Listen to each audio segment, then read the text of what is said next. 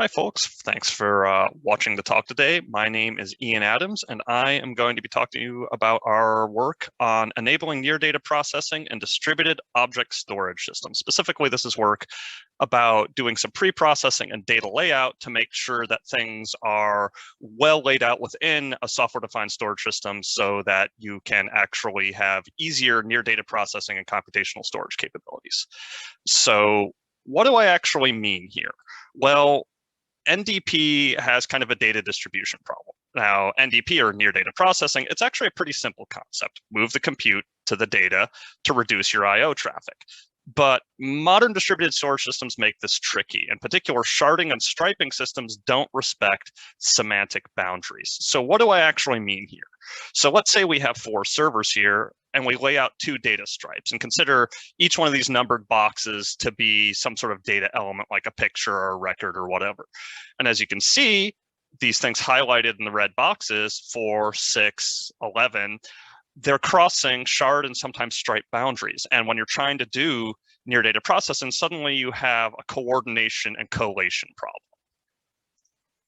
So how do current systems actually deal with this? Well, some systems just punt on the issue, like they assume you've got replicas on each individual node, or they do data collation, like MinIO has a version of what they S3 select, which is a data filtering function. And if you look at the data movement internally, what it does is, even though it shards the data natively, it internally centralizes it, so you get a lot of data movement, even if you're really only interested in filtering out just to get a few replicas. And so this erodes near data processing goodness, and it can make life hard also for computational storage devices, which may not have any awareness of this higher level structure. Others go for application-specific approaches. Now, things like Ceph Skyhook has application awareness for data placement of tables. Some MapReduce applications have record boundary awareness for internode reads for things like CSV records and so forth. Now, these are perfectly valid solutions, but they can be difficult to realize in practice. And in particular, they can be difficult to retrofit or extend into general purpose systems. So what we're looking at is, we just kind of was like, well, can we just avoid this problem entirely? Can we just not do that? And well, more concretely, what we're asking is, can we lay data out in such a way that we can avoid these boundary conditions? Can we just make sure that individual data amounts don't cross between servers or devices? Second is, can we do so without having a lot of application-specific baggage to the underlying storage system? Now, in some cases, this is going to be unavoidable, and it may even be desirable, but we do feel that this kind of raises the bar in terms of making it a little more difficult to have general purpose near data processing. And we also want to do, is, can we do so in such a way that we have simple near data processing without a lot of this storage system awareness? And we think that the answer is yes, we can. We can do this data alignment from actually the writer's side, just with a few hints. And we're going to talk more about that next. Before we dive into exactly how we accomplish this, I want to give a little bit more sort of a background and observations on what motivated us to take this approach. So the first one is that lots of useful operations can be done on what we think of as data elements. These are things like keyframes in a video, or row groups of columnar data, or individual lines in a CSV file. The second is that distributed storage shards data at relatively coarse granularity. Now, in contrast to traditional RAID, which may distribute data in very small elements, 4 kilobytes, 64 kilobytes, things like that, these larger systems can erasure code things in large chunks like that, may be many megabytes inside. And given that we have this concept of a data element, we can fit many data elements within any individual given shard. And finally, storage systems, even those that rely on pseudo-random placement, are still ultimately predictable. Shard and stripe boundaries are also themselves predictable. So for example here, if we had a string 1, 2, 3, 4, 5, 6 distributed across 3 shards, we may be able to predict that, okay, each one of them is going to get 2 characters. So with this in mind, I want to give a quick bit of intuition behind how we actually align data. So this looks like the example we saw earlier. We have data elements, 1 through 6 here, and some shard boundaries, and we can see 5 and 6 are misaligned. They cross those boundaries, which will make life a little bit hard. Our idea is actually quite simple. just insert some padding to kind of nudge those data elements a little bit in the direction. So now we can ensure that each individual element is completely resident on a single server or device or node, whatever your unit of division is. So now let's dive a little bit deeper into what this looks like in a striped environment for a distributed storage system. In this case, this is a lot like what MinIO uses, but other systems will often look similar. So stripes are written across shards and are predictable in their sizes. There's often an upper limit or a fixed configuration. There may be some dynamic sizing as well, but we'll talk a little bit more about that in the paper. We're only going to touch on that briefly here. And what we call a stripe unit is the element of a stripe that resides on a single shard. And basically, the notion that we have is that we can use stripe unit sizes to generate those alignment hints. And those alignment hints are just byte offsets that delimit where a stripe unit border is. And with these hints, we can tell when a data element will be in a boundary condition when we're doing pre-processing or as we're writing data out to the software-defined storage system.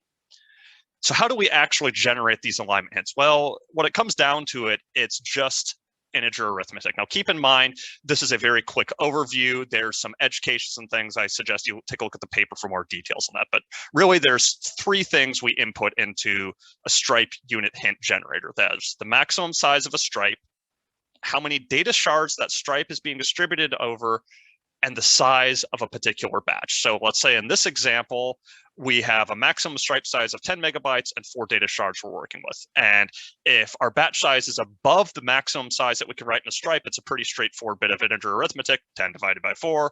Our stripe unit hints are 2.5 megabytes per stripe unit. If we have less than that, and we have something like a dynamic stripe size to deal with, what we do is we actually overestimate our size a little bit, just so we have some wiggle room to use that padding so that we don't overshoot. And once we have these hints, the data elements are just laid out within the bounds of those hints, and the unused space is padded out.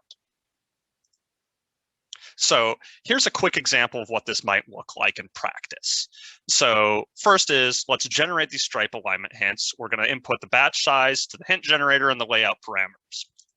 At that point, we have a set of alignment hints to work with, and we can start laying out our data. We fill the area with data elements and padding. So imagine these boxes are data elements.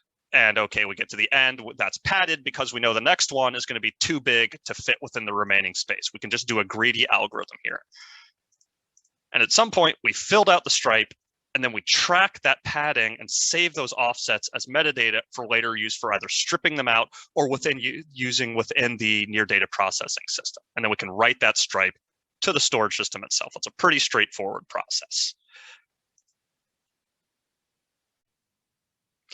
We're going to wrap up here by quickly talking about our proof of concept, which is doing CSV data filtering using our aligned data method in MinIO, and we actually process that data via containers we can deploy next to the stored data shards because everything's aligned.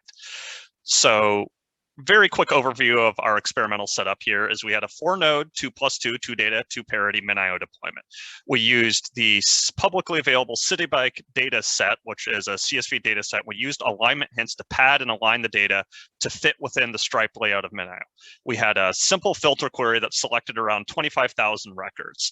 And the container service that we deployed offers SQLite functionality, and we compare this to the built-in S3 select. But for that one, we use unaligned data. And queries are issued from a separate node from MinIO. So what does this actually look like architecturally? Well, on the writer side, we input our raw CSV data into an alignment app that makes use of our hint generator, and it outputs that aligned CSV data, which we then put to MinIO. And as you can see, there's 2 data, 2 parity. And because of this, we can reduce the need for coordination and enable simple parallelism. And so we can actually deploy those filter services as containers right next to those shards. S3 select, which we don't show on this diagram, that requires collocation at a MinIO node, which will become apparent next. So quick overview of the results. Well, the short view is It works, and we can trivially parallelize many filtering operations. And compared to the built-in filtering, we significantly reduce data movement. Now, what I want to quickly call your attention to here is these dark blue bars. That's data movement from S3 select because it's having to write data out to a central point that then does all the filtering there. So 3 and 4 are actually pushing their data to 2, where the filtering occurs with S3 select. While with the blue bars, with our co-located containers, we're just returning the results to the client directly. So this will vary some on selectivity, obviously, and some correlation may still be needed for different queries, for example, a sum. I also want to point out that we had very low overhead in terms of both the padding and the metadata, and total was less than 8 kilobytes of additional data storage needed.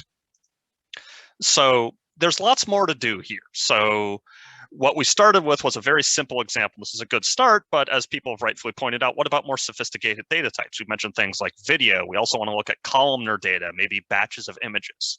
We also think that storage systems should provide more native support for NDP. And this is actually a fairly low bar in our opinion, where it can be as simple as things like providing some information about how data is laid out in the system. Tell us where you placed a particular shard.